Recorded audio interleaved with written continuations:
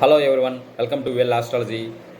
ఈరోజు మనం హిందూపూర్ నియోజకవర్గం గురించి ఒకసారి డిస్కస్ చేద్దాం. ఈ నియోజకవర్గానికి ఒక ప్రత్యేకత ఉంది. గత 4 దశాబ్దాలుగా, అంటే 40 సంవత్సరాల నుంచి ఎప్పుడైతే ఎన్టీ రామారావు గారు తెలుగుదేశం పార్టీ స్థాపించారో అప్పటి నుంచి 40 సంవత్సరాల నుంచి హిందూపూర్లో టీడీపీ వరుస విజయాలతో విజయకేతనం ఎగురవేస్తున్నారు. ఈసారి వైఎస్ఆర్సీపీ నాయకులు ఎలాగైనా టీడీపీని హిందూపూర్లో ఓడించి వైఎస్ఆర్సీపీ జెండా ఎగరవేయాలని ప్రయత్నిస్తున్నారు.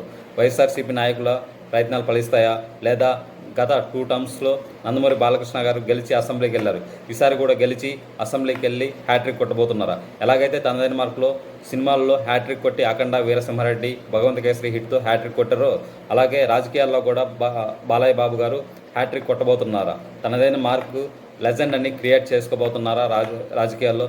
ఒకసారి చూద్దాం. ఆయన జన్మజాతకం ప్రకారం ఒకసారి చూద్దాం. కింద ఇచ్చిన డిస్క్రిప్షన్లో ఫుల్ వీడియో డీటెయిల్స్ ఉన్నాయి, చూడండి. Please like, share and subscribe to my channel well astrology.